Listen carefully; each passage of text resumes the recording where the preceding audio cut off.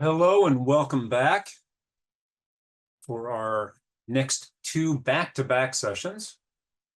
The first of these back-to-back sessions is our practitioner panel. And like in the previous session, if you have comments or questions as we go through both these two panels, for the audience, please put them in the Q&A. And for those of you who are panelists, please post them in the chat. So for this session, we invited a group of 7 truly remarkable election experts. And as my colleague Frederick Eberhardt introduced earlier today, one of the main goals that we have at our center, and one of the main goals for this conference, is really to facilitate conversation between election officials, practitioners, technology providers, and the academic community. Obviously, we feel it's very important to build these collaborations and these conversations. And we wanted to have the election officials, former election officials, and the technology provider representatives and other community stakeholders join us. These folks have been in the trenches to making sure that elections in the US have great integrity and that voters can trust election results. As I said, there are 7, and I'm going to get right to it. We have Natalie Adona, who's the Clerk-Recorder from Nevada County, Kim Alexander, President and Founder from the California Voter Foundation, Tina Barton, Senior Election Expert from the Elections Group, Tommy Gong, Deputy County Clerk-Recorder from Contra, Costa County, Dean Logan, Registrar-Recorder County Clerk from LA County, Bob Page, Orange County Registrar of Voters, and Ed Smith, the Vice President of Election Solutions for MTX Group. So what I'm going to do first is just go through in alphabetical order and just have a quick 5-minute chat with each of our experts about some of the issues that arose in the 2024 election for them and how they dealt with them. And I'm going to start with Natalie. And Natalie's work to improve voter awareness of elections and election integrity in Nevada County, California for this past several years.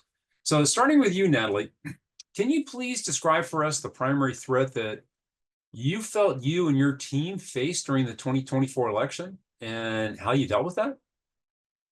Sure. And thank you, Mike, for the invite. It's always a pleasure to speak with you. I'm going to focus on the November 2024 election because we had a sort of very unique issue arise in our county. There was a print error in our first round of vote by mail ballots, which is basically our whole county.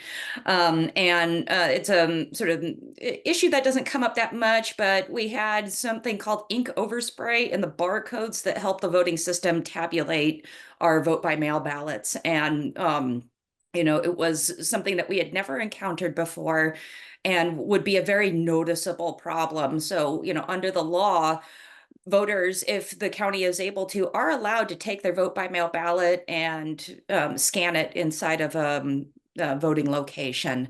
We also have the great majority of our people cast their ballots by mail. And so this not only affected precinct scanning, which was, sort of a very public sort of activity, but also vote by mail scanning. And, we are very welcoming to observers, as all of our colleagues across the state are. So, we knew, because we had to sort of remake our plan for tabulation, that, our observers would notice, the voters would notice that they would attempt to, sort of cast their vote by mail ballot and get a return error that indicated that there was something wrong with the barcode. So, I think that, in a lot of ways on the communication side, we have a success story to share. One we were very open about what the problem was and sort of worked very quickly to find a solution and then to communicate that solution to people. And I think what helped us more than anything was the decision to reach out to each of the leaders of each county political party and let them know, hey, we're going to have a press release here soon about this very technical problem with our ballots. And we want you to come in and observe and learn alongside us.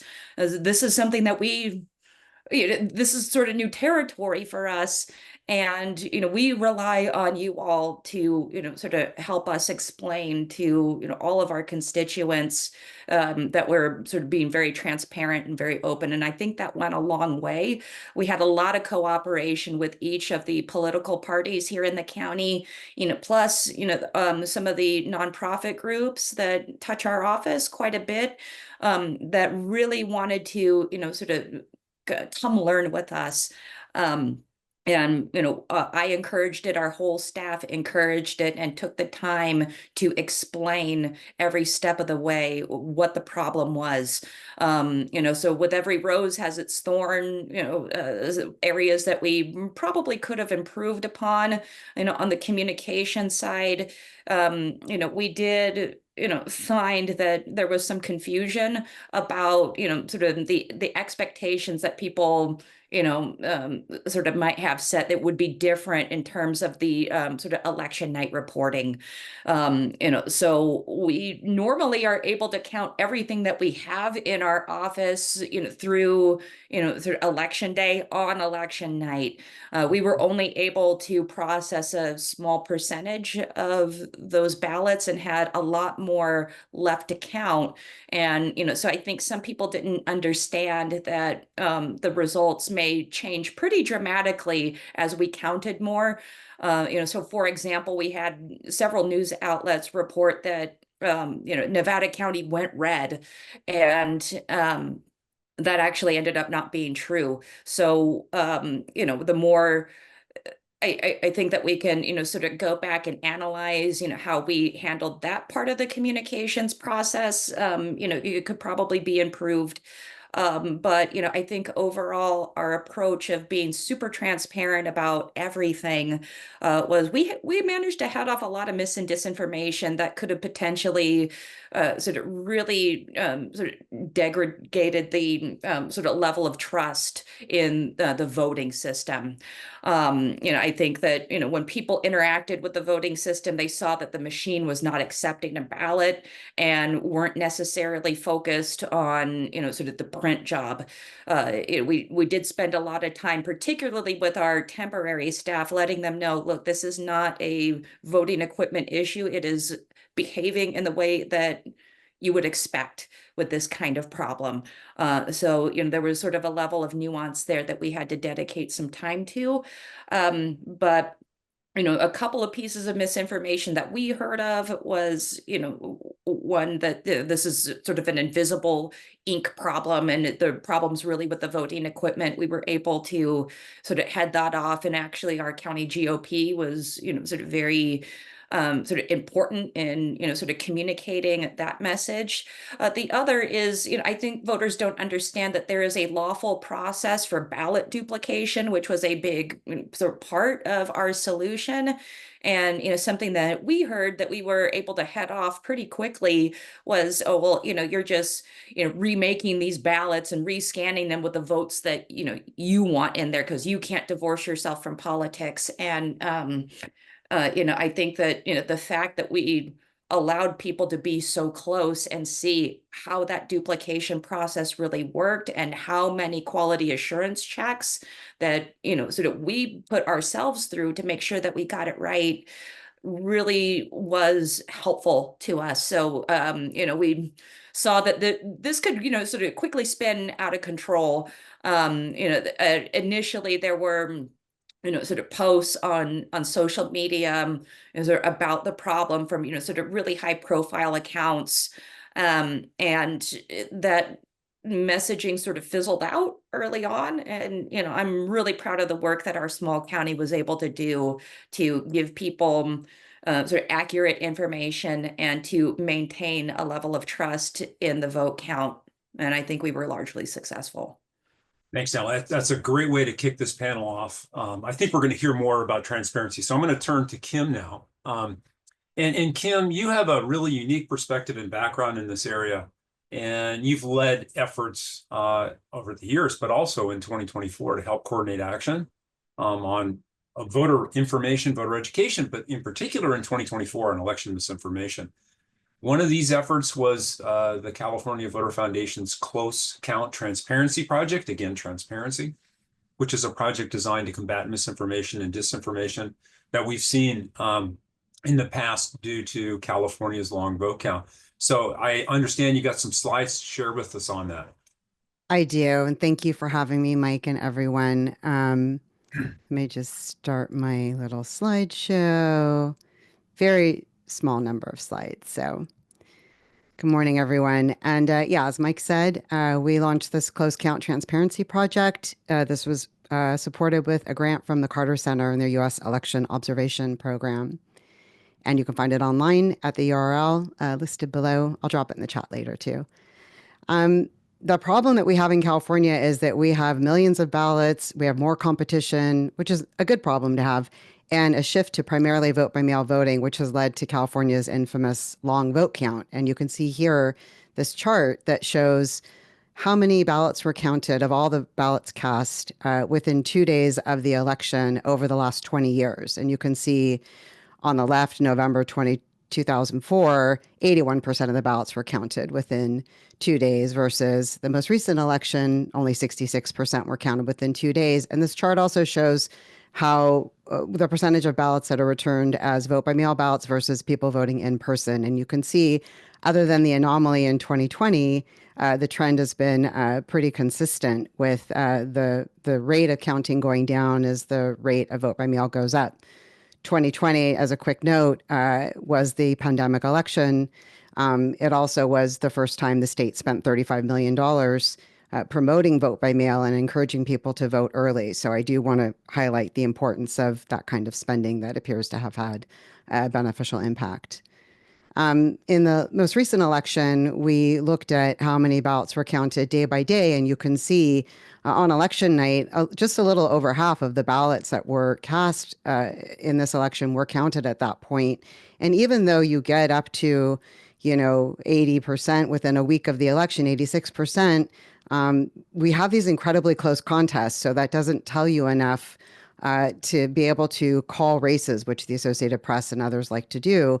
And we end up having to wait a very long time in these increasingly competitive races due to term limits, the top two, and independent redistricting. Again, competition is a good thing, but people have to wait longer to get these results.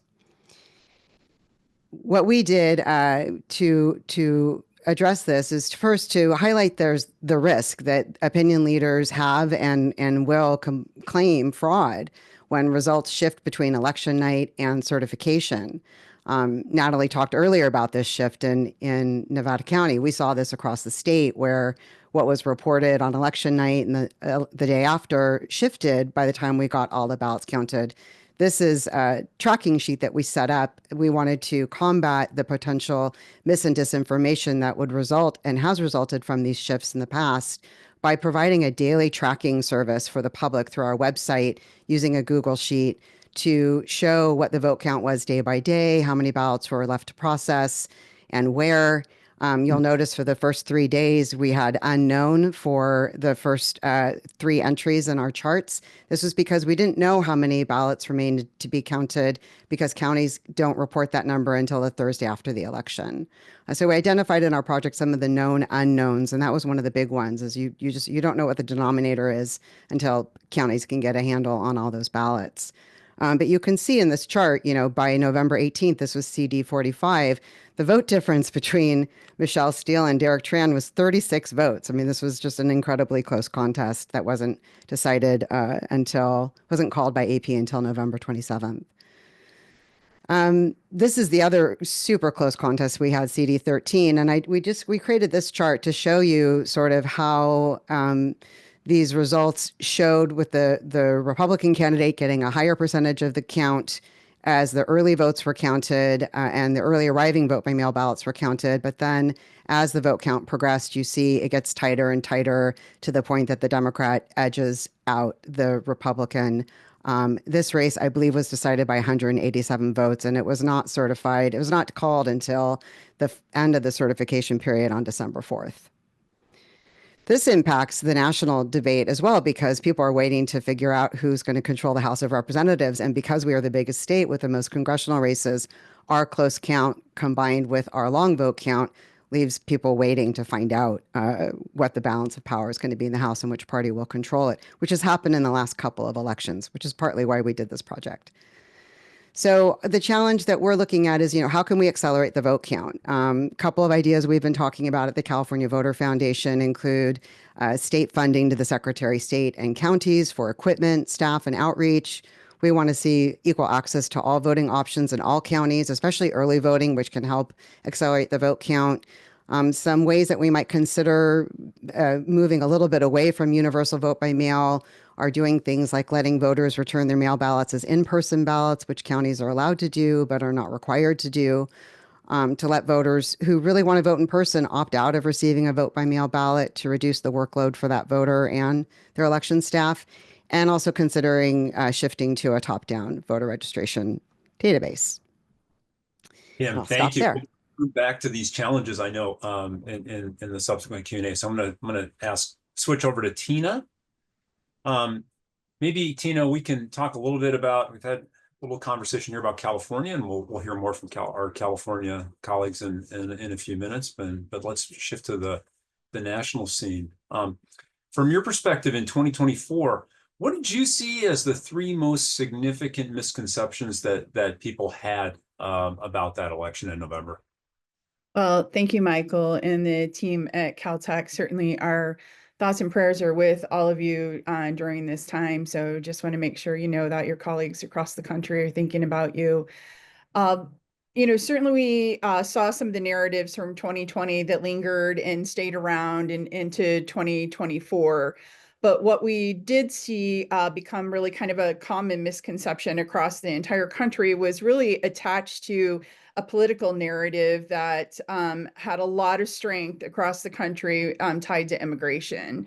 And this really fear, if you will, that was being placed in Americans, that there was mass amounts of people coming into the country who were going to be allowed to register to vote, allowed to vote, and be on our voter rolls and could sway the election in a certain direction, right? So a lot of the misconception that seemed to play a really big role for election officials, no matter what state they were in, was this narrative around non-citizens voting, which then found itself, tied to things like voter rolls. A lot of attention and misinformation started being put out there about voter rolls being in bad shape and all of the dead people that are on the voter rolls and all the people who really don't live in that state or they're registered to vote in two different states. And so they kind of all became tied together to be this big ball, if you will, and which then also, like as I mentioned, became a voter ID issue of the requirements across the country being different. And then that then led into who's allowed to get a mail ballot. And how that works across the country is very different, which I think leads to a lot of the confusion. I think the confusion in some ways was actually just very real. I think at other times it was used in a way to really kind of impact and further a narrative that would be beneficial and in a political way to draw attention to it. So I really, prior to the election, I feel like those were kind of the most misconceptions that we saw out there: the non-citizen voting, the voter rolls, voter ID, and the mail ballot processing. I would say after the election, the most common misconception, in my opinion, has been that this was a quiet election cycle. We didn't see this, the mass threats right after the week of the election like we saw in 2020. Thankfully, we didn't see people storming the Capitol, on January 6th this year. And so I think for a lot of people, those things are in their mind of this was a quiet election cycle because we didn't see those things. But election officials across the country actually did see a lot of things happen to them and have a lot of situations that they were put in where you saw white powdery substances being sent to various offices across the country. We still had threats and harassment taking place. We saw swatting of election officials at their homes. We had ballot boxes, destruction that was attempted there.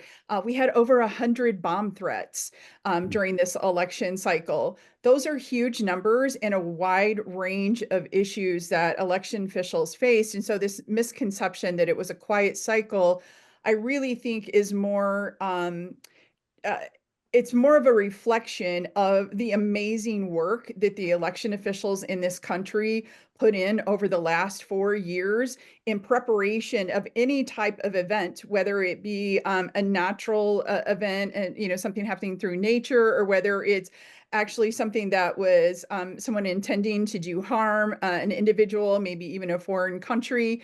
Whatever it is, they spent the last 4 years tabletopping out scenarios.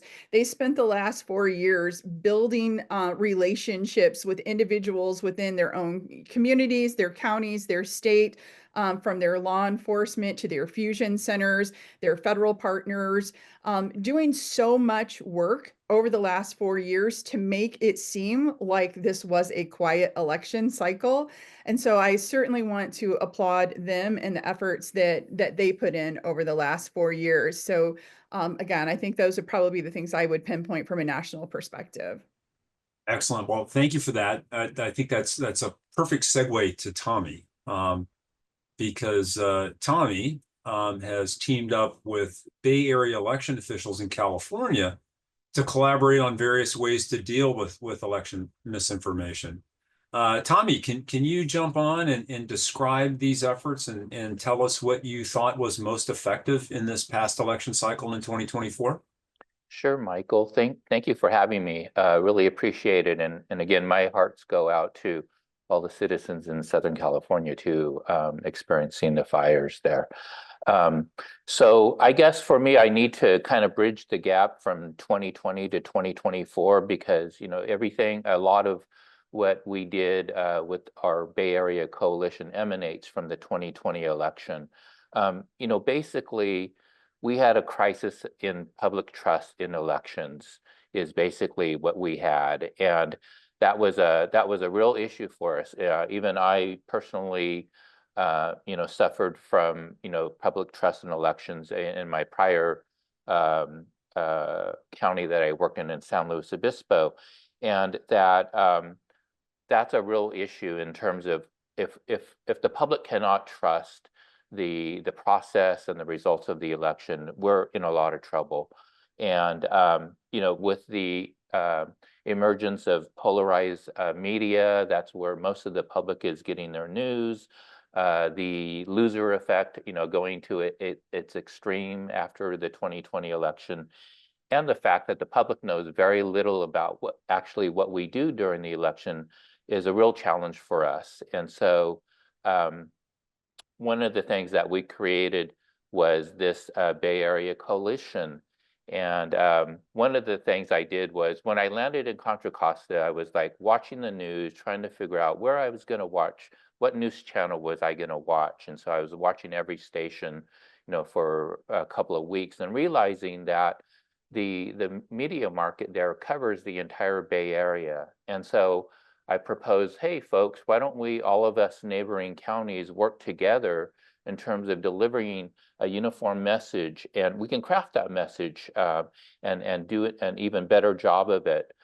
Realizing the impact of the 11 counties that started with the coalition, we had 4.3 million voters to serve and to educate about our processes. And so this began in 2021, late 2021, and it became a 3-year project, basically. We knew that the end goal was to be in a very strong position after the 2024 election, and that 22 would be a great time to kind of test the waters and see, what sort of things that we could do to improve, public awareness of the election process. So we first put out, simultaneously put out press releases, contact information to all of the 11 counties that participated. We put together fact sheets and put together a Facebook account, and we would put out materials for the public to look at. And we started to realize that as we were starting to do this more and more, that we needed kind of like guidance and folks from the media world or folks from the advertising or public relations world to help us craft our message and even greater direction in a sense after 2022. And so we actually had some facilitation by Jennifer Morell and the election group to say, what are the things that we could do really well together, collectively as counties working together, and what are things that we couldn't do, for example. And so that really helped us hone our approach. We developed these election security safeguards through in fact, it was the first time that we facilitated this virtually in small groups, defining out the security measures we have regarding facilities, processes, people, and our networks, for example. We put together infographics to be able to distribute to the media. And then we started to put together, did you know campaigns? Did you know this about your vote by mail ballot? Did you know this about your voter registration system? And we really started to proliferate our message throughout the Bay Area. And I think we did a good job of this. We felt really good about it. Part of it is that we basically, there was no money spent in terms of a dollar spent between the counties. Counties kind of had their own budgets. Some counties didn't have any budget for outreach and education, for example. And so we needed to make this so that it would work for everyone in that respect. I did notice that there was kind of a reliance on the larger counties to help develop the messaging and all, but that's to the benefit of the small, medium counties that were participating as well. And so what I did learn from this is that we still have a long ways to go, and that how can we move public opinion of trust in elections, for example. We did do some work with Thad Kauser at UCSD. We did some work with the Stanford D School and in their Designing for Democracy class. So these types of collaborations were great for us to be able to see the academic approach that we could have in terms of building public trust in elections. And so I want to leave it at that. We were very proud of having this collaboration over the last 3 years in the Bay Area. Great, Tommy. Thank you so much for sharing. And again, congratulations on this project and its success, and for getting the 2023 Cleary Award for your work. I'm going to switch over to Dean. Dean, thank you so much for joining us today. I know it's been a very difficult period for you. You head up the nation's largest and most diverse election jurisdiction. But first off, how are you doing, and how are how's your team holding up?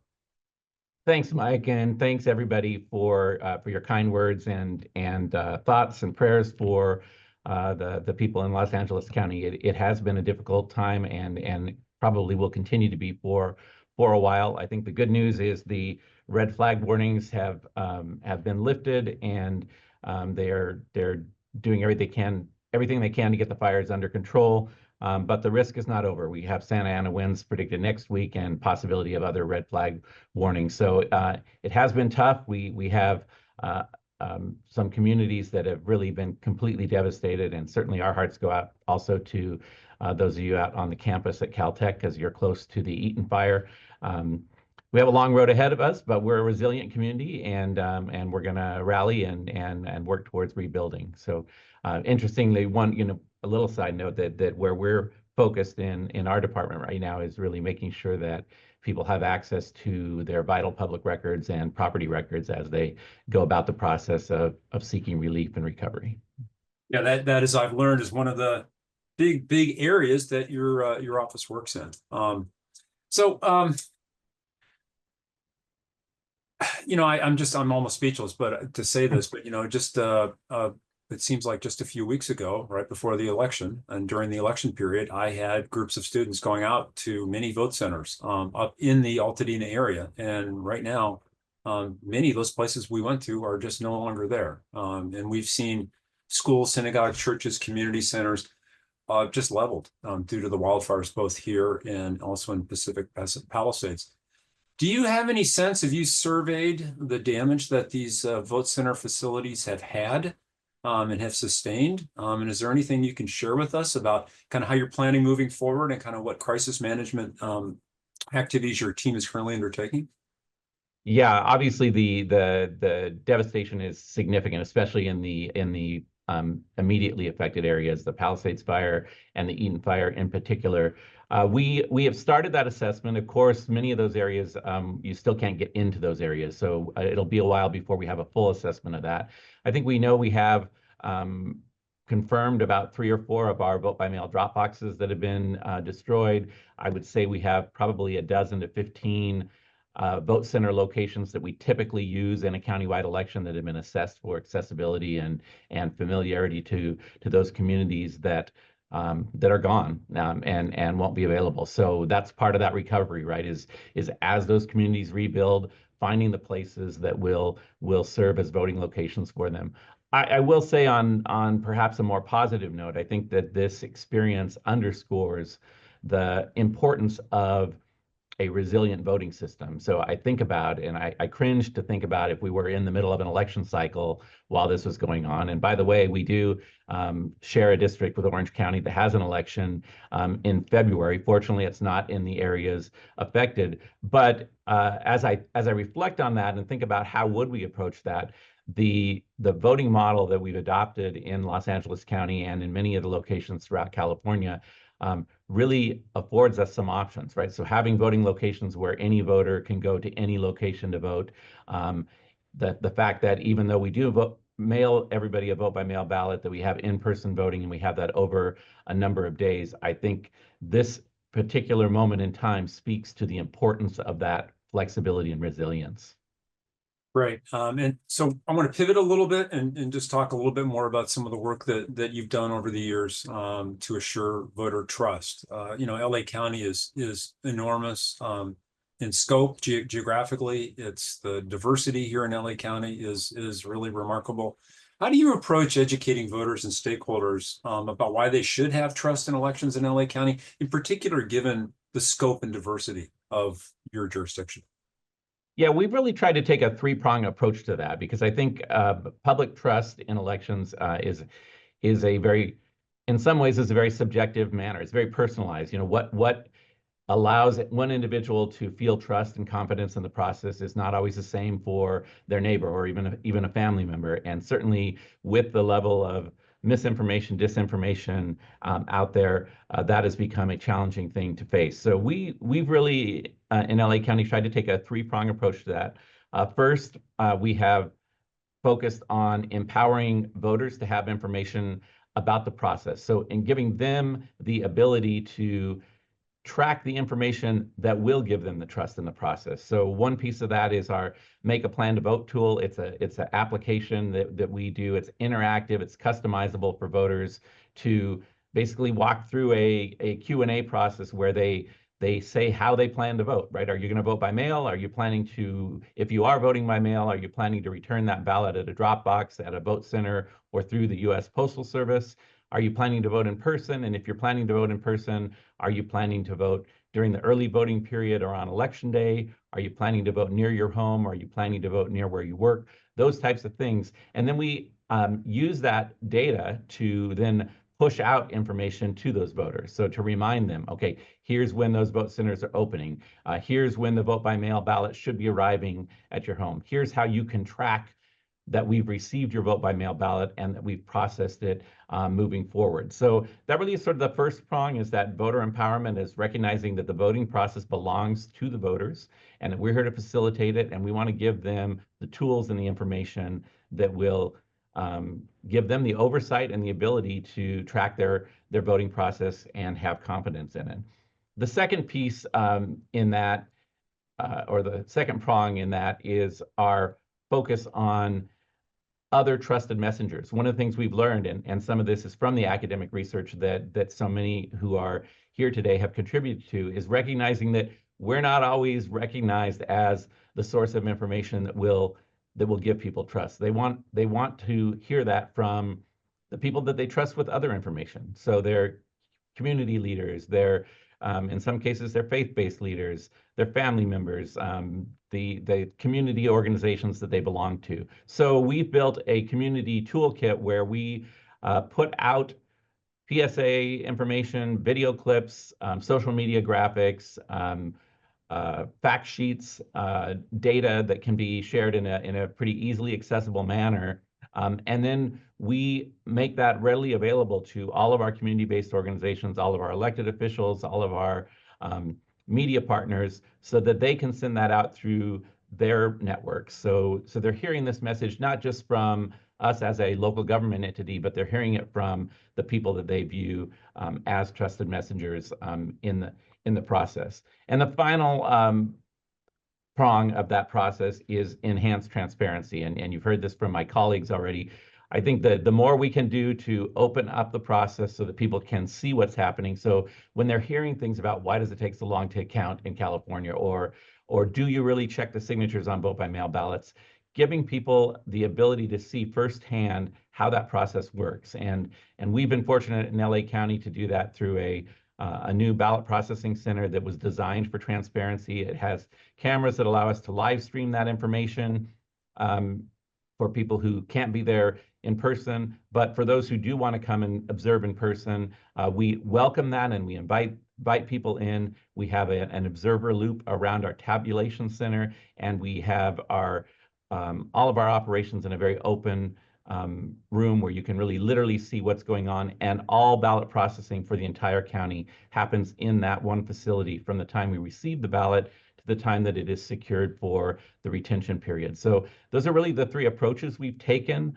towards doing what we can to encourage and enhance public trust in the process. Excellent. Thank you, Dean. Now I'm going to switch to Bob, who also leads an incredibly large and incredibly diverse election jurisdiction right here in Southern California. And Bob, so I know that in 2024, you dealt with quite a few election rumors before and after the election. I was tracking them and also hearing about some of them directly from you.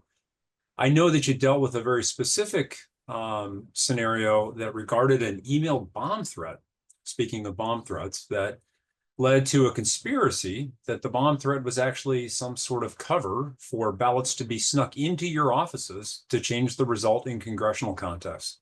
So maybe love to hear a little bit more about that story and how you dealt with it. But I also know that you've got a couple of slides that you wanted to show to describe some of these rumors and how you resolve them and the lessons you learned from that experience. Yeah, thank you, Mike. Obviously, as Tina mentioned, we were one of many election offices that received bomb threats. In California, it seemed that most of us received them on the Friday after Election Day. Ours arrived at just before 6 p.m. And was sent to a general email account, so it wasn't noticed for probably, I want to say 20, 30 minutes. Thankfully, my focus initially was how do I ensure that my staff and my observers are safe? And thankfully, we have sheriff's deputies and a sheriff sergeant on site during our elections. So, and we use 800 megahertz radio. So as soon as I was provided a copy of the bomb threat, I radioed the sheriff sergeant to come in and kind of let's discuss, how we're going to address this. The sheriff's department made the decision to evacuate about a half hour later, which was 15 minutes before we were scheduled to stop processing ballots for the day. They evacuated the observers first, and then came back and evacuated me and my team to a separate building. And so I was focused on, okay, my staff is safe. They got to the point where they released them to go home for the day and told them to be prepared to come back to work the next morning. My mind's thinking about, okay, how do I make sure that that tomorrow goes well. So, you know, I'm on conversations with the CEO, with the head of our health care agency, and talking about sending crisis counselors out to our office the next day in case any of my staff had concerns or questions or things they wanted to talk about. So I'm focused about that. And then the next day, you know, when I come in, I'm getting pinged about a Gateway Pundit article that was based on this tweet from the night before, which I wasn't aware of until I came in the next day, which basically kind of, you know, said that weird things were happening at our office, suspicious things, that there were two plain, you know, unidentified trucks that had pulled up. This tweet says that they were behind our building, but based on the video, it's actually just a public entrance in the public parking lot where they were parked. And these were sheriff's vehicles. So, you know, I'm thinking, okay, this is kind of weird, but it's going to die down. And then the reporter who posted this, another Gateway Pundit reporter showed up that evening, and we brought them in. We showed them around. I answered their questions. And so, you know, I was thinking that, you know, let me see here. I'm just trying to think of how oh, there we go. So, you know, I'm thinking that things are going well now. I've talked to the reporter. I've talked to another Gateway Pundit reporter. Typically for me, you know, if I talk to one reporter in an organization, I've talked to the whole organization. So, you know, the next day, those reporters are printing what we told them and saying that we were open and transparent and didn't hesitate in how we answered the questions, and they seem satisfied.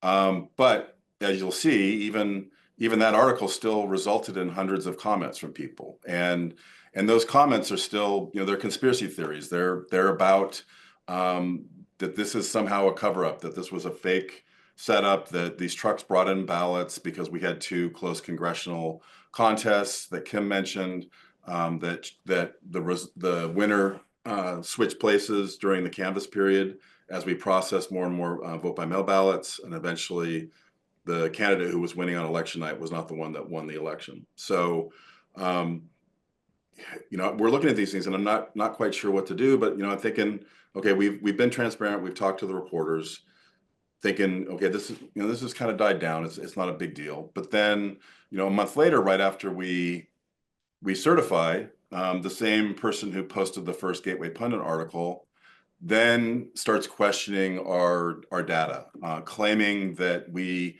issued, you know, 325,000 more ballots than we had voters, that we included in the count more than 300,000 ballots than we had said we had received. And, you know, this reporter, he kept saying, you know, after the bomb threat, that we never answered his questions. I'm thinking I did, because I talked to another reporter at the same organization, but not realizing that this is not a typical, you know, my experience as a journalist in local journalism, this is not your typical news outlet. So he's still going. So then I used a different tact. I actually started responding to him on his posts, and he was providing my answers and saying that they made things worse. And eventually he just stopped posting my responses. So I figured, okay, he's done with me. But the good thing is that because the relationships we built over time in terms of our transparency and answering questions from the parties and observers, that when certain voters in Orange County had seen this guy's post and started asking questions, going to Board of Supervisors meetings and raising questions, that, you know, that these voices, I actually had some allies in terms of responding to these things. So it actually got to the point where the Republican Party was very concerned that if this gained more traction amongst their members, that they could see a lower participation in the next election. So they believed it was important for them to set the record straight regarding what this person was posting online about these alleged discrepancies in our count, and they weren't true. I mean, more ballots issued, yeah, that happens because we mail a ballot to every single voter. If a person shows up at a vote center, we're issuing a new ballot. If somebody contacts us and say their ballot's damaged or they made an error and they wanted a new ballot, we're issuing a replacement ballot, and we need to keep track of all those things. That's part of reconciling how we conduct an election. So yeah, we're always going to issue more ballots than we have voters.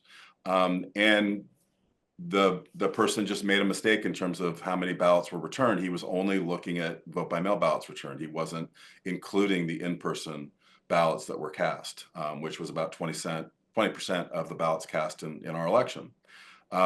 So thankfully we had that support, and it's something that we built up that trust over time. I've got the Republican Party and the Democratic Party on one of my community advisory committees. I worked with them ahead of this election to actually put out a 1-minute video with the chairs of each party talking about why they trusted the security of elections in Orange County and how they're conducted. So all those relationships we built, I think, kind of helped out in the end. And I know how important it is to continue to keep up those relationships. Right, Bob, thank you so much. That's a great case study. And I think you really did learn some important lessons there that I think we all can take away as we're thinking about future elections. So I'm gonna turn to Ed, who's our last panelist. Now, Ed, you're not a current or former election official, but you have been involved in elections and voting technology for, I don't know, quite a long time. Can you tell us a little bit about your background in this area prior to and also including your tenure currently at MTX? Sure, absolutely. And thanks for having me, Mike. And like other panelists, my condolences and sincere concern about the fires going on out there in the area. So my background is twofold. I started in manufacturing, and then I got into elections in late 2001. And it's been on the technology provision tabulation side for all those years until the last one. And I joined an outfit called MTX Group. And I've moved, what I tell people, the easiest way I think to describe it is I've moved out of the tabulation space and into the back office. Now I'm doing election management, voter registration, and ethics software, and not so much the voting machines and the embedded tabulation software. Mm-hmm. So from where were you on election day in 2024? What were you experiencing out in the field? Sure. I was in Atlanta. I was at the state's Emergency Operations Center. The elections team there under Secretary Raffensperger took over a floor of that building, which was an interesting experience. The room is large. There's just rows of desks and an entire wall, probably 15 feet high and 30 feet across, which just monitors all the news networks, major intersections in Atlanta, dashboards arising from the electronic poll book and the voter registration systems, really giving a good picture of what's going on. And then multi-agency support to the Secretary, Georgia Bureau of Investigation, Federal and State Homeland Security, technology providers like ourselves with the voter registration database, the election night reporting tool, their representatives as well, the tabulation provider. Everybody was all hands on deck, and it it's a day that always starts quite early, as it does for election officials and poll workers across the country, and ends rather late. But what we saw really allowed me to enjoy and appreciate an overview of what was going on with the elections, out in the field. It felt like you were there. Sadly, like others have spoken of on today's panel and was reported in the news, the state of Georgia had some bomb threats in different parts of the state, primarily urban areas. But we endured that as well. And it was interesting to watch the response somewhat from afar and see the earnest and deep activity that went on in response to those bomb threats and really any opportunity to disrupt the election operations in the state. So you and your colleagues in the voting technology industry obviously have access and the ability to have experiences like those. And so you have a very unique perspective, I think, on how elections are conducted and what we can do to improve them. From your perspective and more from the industry's perspective, what do you think that you and your colleagues in the industry can do to help election officials as they deal with these kinds of threats and rumors that we've been talking about this morning? Sure. I've really also enjoyed and appreciated the efforts that were discussed on this panel today and elsewhere that we heard at, for instance, the Election Center Conference, JULC, that just completed last week. And as technology providers, we need to support those efforts. And that goes down really two veins. One, working directly with the jurisdictions to aid them in their messaging, to be able to explain in layman's terms how, for instance, a pen mark on a piece of paper becomes a tally that you see on the 10 o'clock news, how X of Y, as your precincts report in, how that number gets ultimately to 100%. These technical and somewhat technical functions of the systems need to be explainable. We need to provide systems that are indeed transparent and auditable. And when you look at the new EAC VVSG 2.0 standards, you see a greater emphasis on what I call illities, scalability in some cases, usability, accessibility, but also auditability. And its close cousin, transparency, where you have, in fact, a clause that says that the public must be able to discern how the system works throughout the life cycle of an elections, which is a really rather high bar for the system. So supporting the systems, having systems that work and foster a smooth conduct of the election is important, because that old phrase, nothing succeeds like success, is indeed true.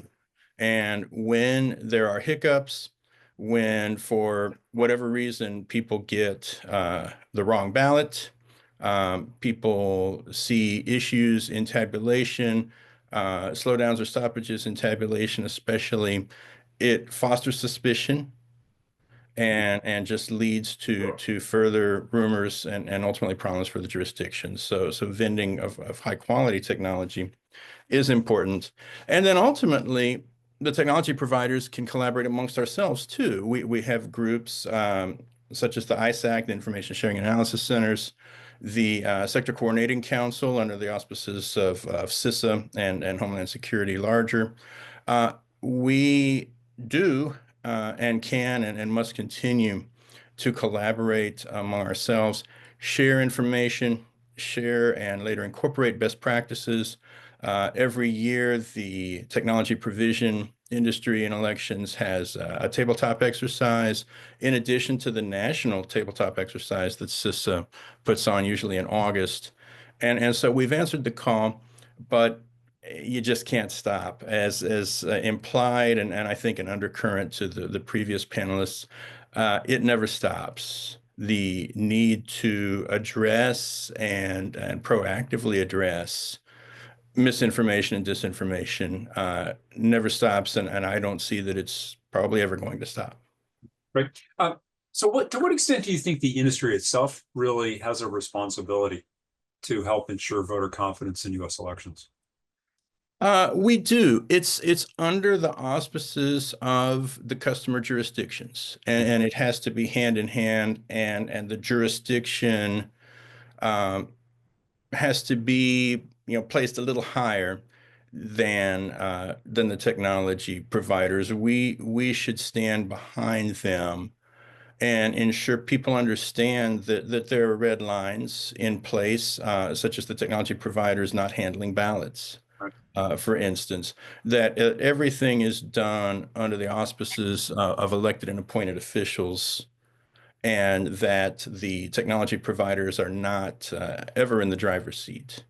So that's an important thing, and that what we do, as corporations, and once again with the technologies and the functions of the technologies to lay out the ballots, to program the machines, to allow the voters to mark, verify, and cast their ballots, and then ultimately to start aggregating the unofficial results and reminding voters that those are indeed unofficial results that you see on election night, raw aggregations from the system, that those messages in concert with the jurisdictions and to some extent, as an industry and through the organizations that we belong to as technology providers, that's how we support, that's how we work with the jurisdictions to help ensure voter confidence in the results. Great, thanks. So stay on a second. I have one final question. We have about 5 minutes left that I want to just quickly pose to everybody, and I'm going to start with you, Ed. Okay. In the chat for the participants, there's been a lot of back and forth between the academics and all of you on this panel. And there have been a bunch of questions about, like, how do you evaluate this? What can we do to help? How can we collaborate? So you have not mentioned the academic research community in your comments about collaborations. Can you tell me, like, one thing, and I'm really, we have 5 minutes, so just like one quick thing that you think would be a best practice for how academics can collaborate with industry? There needs to be outreach from both sides, and there needs to be an increase in trust. There have been situations in my personal past and seeing it with other technology providers where academia has not been the most friendly and arguably even participated in misinformation and hysteria around the technologies. And so let's put a stop to that. Let's instead foster positive interactions. And we do see some, MITRE and other organizations, ACE-Tech, which is the Industry Trade Association, are fostering review of the systems by hackers, white hat hackers, to feed back to the technology providers areas where the systems could be improved. And that's gone on once. It's being planned again. It was very, very successful. That's the sort of interactions that need to be fostered and continued. That's great. So Bob, I'm going to turn to you real quick. Pretty much the same question. How do we build these collaborations between, you and your office and election officials and the research community? Well, I would say I'm open to any of these partnerships. I don't have necessarily things in mind that I want to research, other than if there's a way to evaluate the effectiveness of some of the stuff that we, our approaches and the materials that we put out. But the one thing I will add is I really think this discussion is bigger than just elections. There's a much deeper issue in our society now with a distrust in institutions, a distrust in government. So I kind of see part of my role now at the County of Orange is based on the experience of what I've done and the results I've received from my approaches. Is I feel like I need to share that with other county agency department heads and other county officials, so that when they're thinking about things, whether it's the Public Works Department unfortunately starting a fire and having to deal with the outcome of all the hate they get because of that, is how the lessons I've learned can help them. Great, thanks, Bob. Dean, is there one quick thing that you suggest that can help build collaborations between the research community and election officials in your office specifically? Yeah, thanks, Mike. I think, a lot of this, I think we've learned even in our collaboration with you and your team. I think it's just having a conversation early on about what is most beneficial to each side of the equation, right? Because oftentimes for research and academics, it's about publishing that information, and that goes through a long period of time of review. So one is having the practitioner opportunity to review and provide context. But two is figuring out what part of that can be released to the practitioner early on, where it can actually be operational in the process. So we don't want to wait till after the election to the next election cycle to be able to use the analysis and the data that you all have collected. All right, thanks. Yeah, we're not well known for producing actionable work. Tommy, I know you've collaborated evaluating some of your work. So what's the one piece of advice you have for helping facilitate these collaborations? Yeah, definitely. What I would envision is, with academia really providing a background for, let's say in this case, outreach and education, right? There's widely varying amounts being spent between counties in terms of outreach and education programs.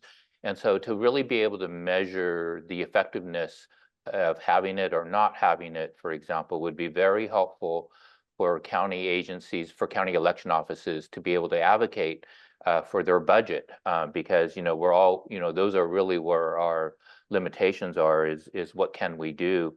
And the other things are, what would be the things that really could move the mark for building public trust in elections? So observation would be one, independent audits might be another to measure what public opinion would be of that. And then also the emotional impact of messaging and what can be done in terms of really reaching out and making the messaging so that it really resonates in the public, I think would be things that could really benefit between a practitioner academia partnership. Great, thanks, Tommy. Now, Tina, you're coming at this from a slightly different perspective, but what do you have one thing that you think would help from your perspective to help build collaborations between, say, like your group and the election official community, but also the research community? Sure, absolutely. So thank you for that question. I think it might have been Betsy who started this conversation off at one of our earlier panels today, saying truth is slow and expensive. And two things that election officials don't have is time or money.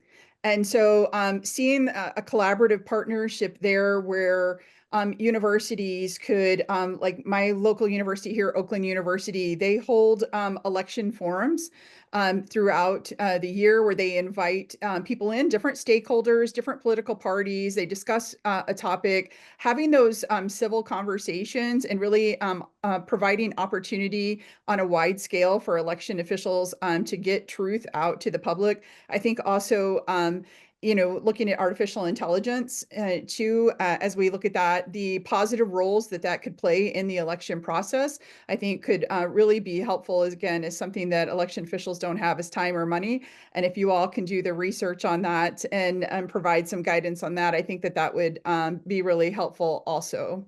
That's a great tip. I'm going to write that one down. Kim, same question. Yeah, two things I would say. One is I would love to know more about why voters want to vote in person. You know, we have this universal vote by mail, but there are a number of people who really want that satisfaction of knowing their ballot is getting counted on the spot. So I think we need to dive into that a little bit more. And another way I think that the academic community could really help elections and election administration is through more internship programs and fellowship programs, funded fellowship programs that could place somebody, a law student or a public policy student, in a local or state elections office for 6 months or a year, give them adjunct staff. I think it would be a win-win, would help us cultivate a new generation of election administrators as well. That's an incredibly good idea. Thank you for that. And Natalie, you can close us out. Same question. Well, I mean, the benefit of going last is that everyone has said everything that I would have said. You know, the only thing that I'll circle back on, you know, and I think it's a really important point that Ed made earlier about trust. You know, I am, you know, sort of a unique election official because I've had my foot in, you know, sort of both sides on the sort of practitioner and the research side. And I'm also a leader of a fairly small jurisdiction. So, you know, for anyone who, you know, sort of runs a small elections office, it's pretty likely they have not heard of, you know, some of you all who are, you know, sort of the leaders in the research field and, you know, may have experienced with, you know, some research requests that come in the form of, you know, sort of public records requests. And there's, you know, sort of a nervousness there and, you know, sort of a bit of an unknown.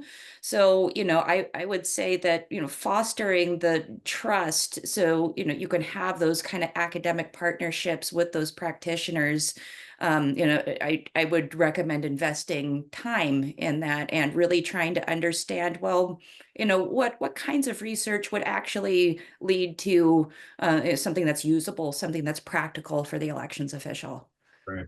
Thank you for closing us out, Natalie. So I wanted to thank our practitioners, Natalie, Kim, Tina, Tommy, Dean, Bob, and Ed, for being with us this morning and sharing your thoughts.